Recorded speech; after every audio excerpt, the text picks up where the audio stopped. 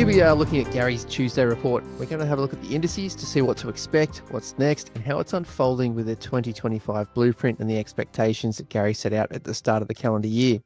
We're also going to look at the opportunities in front of us on the ASX, the best trading opportunities that Gary's looking to put into the portfolio.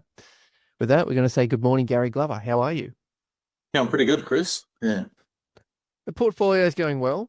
Last financial year, solid start. And as we move into this current market of this financial year, we're up near the highs. Just quickly on the portfolio, how are you feeling for the position? Are you heavily invested? Are you... I found the two-thirds to the three-quarters there. So, yeah, not trying to push too hard here, but and trying to get some runs on the board before we get to August here and get a bit of a pause, I think. So, so I'm hopefully, just so far the market's sort of playing ball, doing what we think it's going to do. So I haven't seen any sort of signs of deterioration or too many weaknesses there yet. Not seeing too many distribution days, so you've seen maybe one occasionally, but we're not seeing any clusters of them, which is great. So, messy, but yeah, still pretty constructive.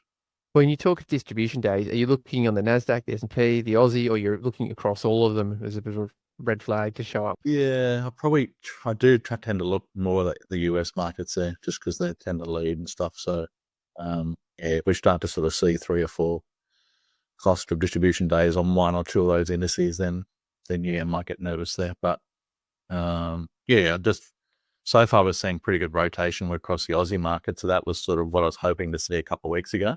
So just some of those leaders there needed to cool off, and that's been the case. And we've seen some other sectors rise there. We've seen some of the materials, iron ore, lithium sectors obviously have a nice bounce there. So that's definitely a new sector sort of starting to pop here.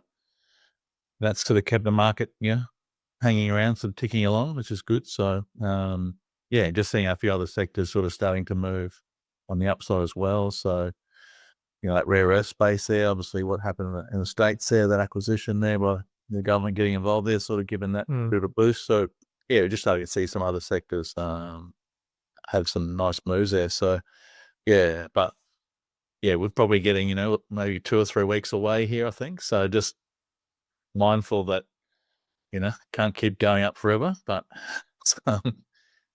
so we'll be probably trying to get a few gains down here, I guess, in the next few weeks. But there's still a few good setups still. Chris, too, when we're getting towards the end of the frothy bit too, it sort of can be, some of the setups can be, we're seeing definitely some of these smaller names really, Oda as well. I know we sort of covered the momentum stocks on the Friday, but some of those military stocks, I think apart from Drone Shield, I think most of them actually did break the 10 and 20-day moving average, but they've all bounced back. So they really got some momentum there behind them. Drone Shield's held that moving average all the way through. I think it's held at 10, so it's been strong as. So, but well, as you mentioned, we cover that in detail in the Friday reports, and the rare earths, that's something that we shared with members and then publicly a bit later, is that showing up as a launchpad leading thematic week after week. And so we did a top 6 report on that one. But in your report this week, as you're saying, sort of that grind for August, if you look at the US indices, we're looking at the NASDAQ, where that's most of the growth that's come from. There's more volatility in the longer term. You've got the 161 expansion point. We've sort of talked about how that has been resistance. We sort of just capped through it. And then sort of 1, 2, 3, the 4th time after the March, April low, it came through with gusto and got on. We're talking about August. So here we are mid-July. There's only sort of 2 to 6 weeks, depending on where August lies. Is that expected to some grind higher or things? higher? Well, the 2 things I'm looking for there, because I know in the past, like the S&P and stuff like that, they've done like a quarter range expansion. So I think in the past there, I think you're looking for at least 1/8 or 2/8, which is the quarter expansion there. Sort of after you pull back like we've done here and then bounce so hard, I just expect us to sort of go somewhere around that 1 quarter. So look, worst case scenario might go 1/8, but pretty rare. Normally going to go a bit further here, so we should be going a little bit further high here. So I think that 21,535 might be the quarter on the Nasdaq. So that's definitely a bit of a target to watch out for there. But if it's a little bit dull and a bit weak here, then maybe that 1/8, which is I guess 28.65, something like that, is something to watch out for there. But yeah, a few levels I'll be keeping an eye on there. But I'm still expecting it to sort of kick on a bit further here, Chris, to be honest with you. Well, the S&P might be an easier, clearer signal, and we've got a bit more drawn on this week's chart. So that's drawing into August, and the dotted line here, that's the 125 that you're talking about. So is that 125 of this range? Yeah. Experience quarter. Yeah, it's a quarter of that range, which that's what I mean. With the 60-year cycle, did exactly that. We've seen it a few times in the past. There, particularly when you're sort of stronger moves like this, at least sort of go that high. I mean, sometimes you can get a false break here, just go slightly higher by a few points, but we've now sort of exceeded that. The market's been strong, Chris. It's not showing too much weakness either. So, you got to pay. The sidewalls are telling us to stay long here. The market's not showing any weakness, showing strength. Not seeing any distribution days, much selling here. Everything's just, even the leading names are just sort of going sideways, having a breather, and then popping up. So they're really not seeing anything impulsive or aggressive on the sell side here yet. So, yeah, let the market guide you, I guess. That's the way I look at it here. Well, the final market to guide us, Dow Jones, having a look at that indices, it hasn't surpassed the highs yet. It's not quite there. As you'd mentioned before, it was sort of the leader out of some of the lows previously, but hasn't regained that pole position, which it took away from the Nasdaq in that last rotation. So is this concerning, or how do you interpret what's happening on the Dow? No, like it has. It's led sometimes. It's lagged other times. There, obviously, it's sort of the Nasdaq's probably the often referred to as the new economy, and the Dow's the old economy, sort of stuff. So at varying points there, whether you're looking for growth or you're looking for value, those indices will tend to outperform each other here. But yeah, I still think it looks pretty robust there. So I mean, we're very close to the high here. We've just had an inside week here, so nothing too negative there at all. So so it was interesting there that if you're studying that 60-year sort of pattern as well, Chris, was that the Dow started strong, and then the Nasdaq and I think the S&P kicked into gear in those stages there. The Nasdaq was around, but the S&P ended up being sort of stronger, but then the Dow played catch up late. So sort of, pretty similar what's going on. So I don't know, everything's sort of quite eerily similar actually, which is weird. So, but yeah, I mean, at the end of the day, the Dow's, sat on top of the previous high in terms of the longer term trend. So we know that when, there's a trend's building and it builds on top of it, longer term, you're more than likely going to go to a new high. So everything from a, weekly, monthly perspective there looks like it wants to go higher here. So, be very unusual not to. And when we move into the next layer, so we come below the indices, you've talked about the rotation and the companies that are sort of coming to the fore. You listed a few commodities and minerals. Mineral resources in that lithium space, they do have access to lithium and iron ore sectors, as you've noted. BHP, Rio, Fortescue have sort of stepped up their game a bit. If we look at this on the daily chart, I know you and I were throwing names backwards and forwards about VCPs under the 50-day moving average, and this was right there. So on the weekly, how do you interpret what's happening with mineral resources now? Yes, I mean, they're all those sort of lithium names, the iron ore names, they're all showing strength there. So we saw, BHP, Fortescue, Rio sort of, bounce to the lows pretty aggressively there. So we've seen definitely some of those lithium names in the last week here bounce pretty strongly here. There was quite a few of those tightening patterns, volatility contraction patterns on the dailies. But yeah, so breaking those swing highs, putting in sort of 2 or 3 higher lows and then making higher highs here now, it's just really constructive. So, the volume profile looks pretty strong as well. So we're starting to see some accumulation here. We're we're just seeing all the news around the globe. Countries hoarding critical minerals, government, taking action and actually buying into some rare earth companies to sort of, Sure up supply. it was all playing in the hands to, like the metals market here at the moment. So, it's some of these things that are happening here are very, very unusual, So, but that'll put, what that is doing is, is disrupting the supply channel for these metals. So, you start taking supply away, Yeah. then In demand, the open market. demand's going to rise, and then prices have to rise, and that's exactly what we're saying. So, it's not, you don't normally sort of see it this way, but it's definitely pretty healthy for metal prices and commodities in general. And we'll have a look at some others in a second, but Aussie Broadband, ABB. This is a weekly chart, and what we're looking at here, 0123, which is a little while ago, so we're looking at it, well, about 12 months ago. It has stepped up out of that and sort of traveled sideways. How do you look at ABB in the context of the current market and the opportunity of where it sits in sort of a sideways channel for a year? Yeah, I mean, it's been a strong stock here, and has been sort of growing. Its revenue line and earnings there, pretty, pretty strongly here in recent years there. So the market share is sort of growing for it. So the thing I do like about it here is that we have a series of sort of high lows sort of building there, and then that upper band there, we've sort of been capped there around that 430 mark. I think I mentioned that last week there. We had 3 attempts at that high. You can get a reaction on the third time. If you go back up for a fourth attempt, Dan always said, don't wait. I know McLaren was the same.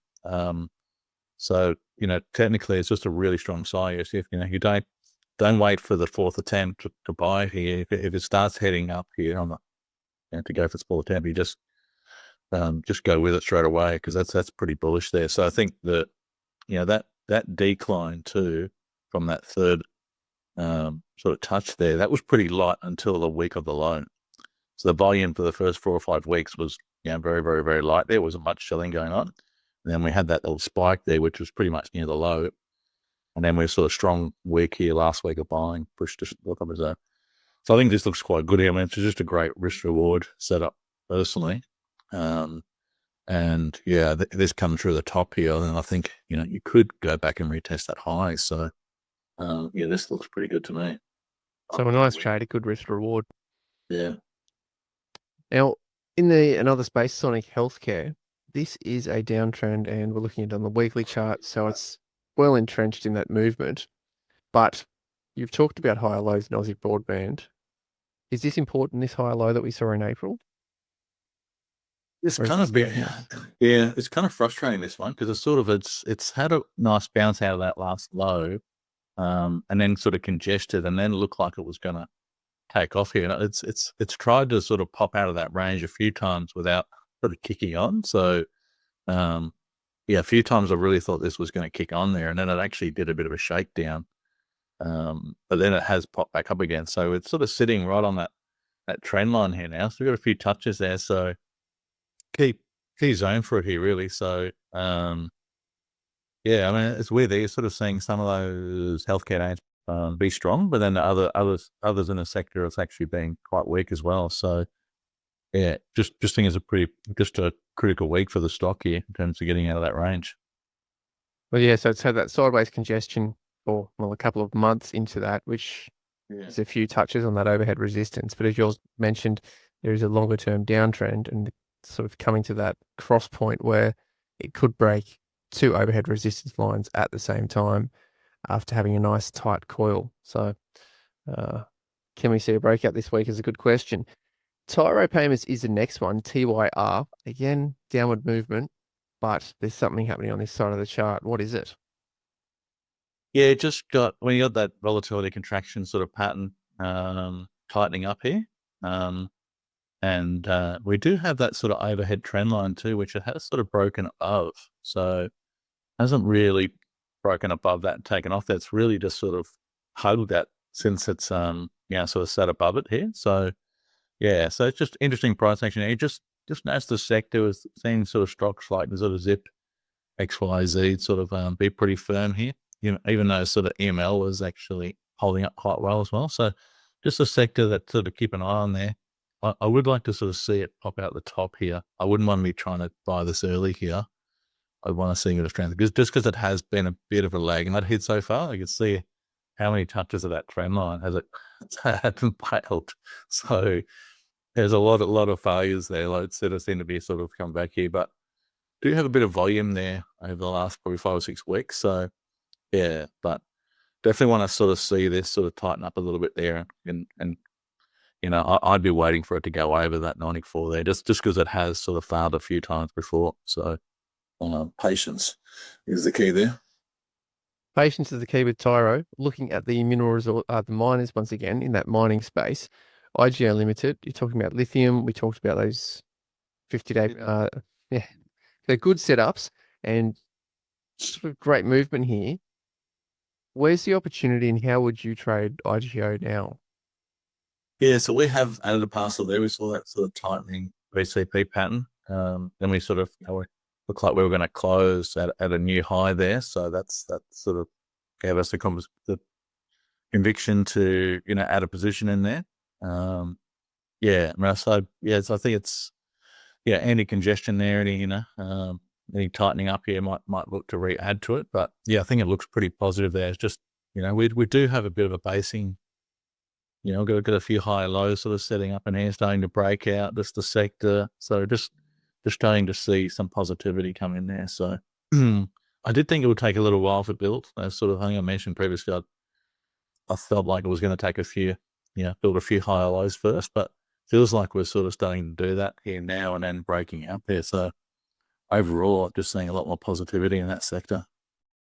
Well, in that sector, if we still look at Pilbara Minerals PLS, we're on the weekly chart. So just for apples with apples, in the sense that both in the lithium space, but this is the daily chart. So if we sort of take this section here and zoom in, we're looking sort of May through July. That's what you've got highlighted here. So why is the weekly chart more important for PLS, and what do you see as being the opportunity here? Yeah, I mean, look, this has probably been under severe pressure here for quite a long time there, Chris. It's pretty severe sort of downtrend there. We do have that sort of descending wedge pattern there. Looks like it has sort of broken out there. I think we sort of showed sort of similar pattern on Iluka there just recently. And so Iluka just started to sort of build, started to break above that sort of pattern there and then start to build highlight. But what I do like about, if you look at the volume over the last 6 weeks, that is pretty high there. So we're definitely seeing signs of accumulation there over the last 6 weeks there. So that's a strong, that is a positive sign there, starting to see that accumulation. If you don't normally, once you break these sort of, downward trends there, you're not really going to have a decent move unless you start to see some decent volume. I know in the past I was seeing, charts get, those sort of patterns get broken and then have a bit of a move. But if they don't have signs of accumulation or large volume there, then the move's usually modest. But sometimes if you can get big volume accumulation starting to take place, that's when you can start to get larger moves there out of this pattern there. So I'll just be looking at these lower highs on the way down here, because I sort of know, oftentimes when you get this sort of deep lows, the market will probably come out the same way. So a bit like that fallback technique. So yeah, just monitoring each of those sort of high lows is sort of where, as we come out of here, we might pull up maybe some of those on the way out. So yeah, exactly. So Well, I think it's worth putting into context, anyone who hasn't looked at Iluka's chart yet, it did look similar to this, except where it is now, it's just on that. yes, yeah. Yeah, it's popped out. Yeah, there's obviously a few big reasons for that, but yeah, we're sort of starting to see a bit of strength there. So yeah, good times. I mean, look, still a lot of overhead here, so it's gonna, that's why sometimes it's not gonna. Oftentimes, when you've been under pressure there for a year or two, then to come out of it, you're not going to come out of it straight up back to highs. You're going to have to do a bit of work here. There's going to be a lot of losers in front of us there. He'll be selling into any rallies, but you'll tend to find I think if you sort of look at the levels on the way down, the highs there, those are probably just see how they're trading into those resistance points, So if you start to sort of see it, volume tapering off and price action starting to wane, then you might take a little bit off there. And then you're just looking at sort of how they pull back each time. If you're looking at, we know, Chris, if we want to see the market go up impulsively and then pull back correctively in a sort of sideways manner and light volume. So as long as we're going up, impulsively, sort of in a strong manner, and we're moving freely, and the volume's positive, then that's a good sign. And if it pull back on sort of lighter volumes and more of a sideways, sort of that's constructive as well. So we make sure we keep seeing those things keep continuing in order for it to build here. But yeah, I suspect it'll take a little bit of, there'll be a few higher lows built here, I think, before we really get motoring. Well, it's definitely something to look at as the market has started that transition rotation phase. You want to be able to identify the next leaders, how to get them before they've become obvious and broken out. And this is analysis that you've put a lot of time into, looking at the basing of market leaders and the common traits. And to that, we'll put a link over there to the right-hand side of a model book where Gary studied those in great detail. And we say thank you very much, Gary Glover from Novus Capital. Thanks, Chris.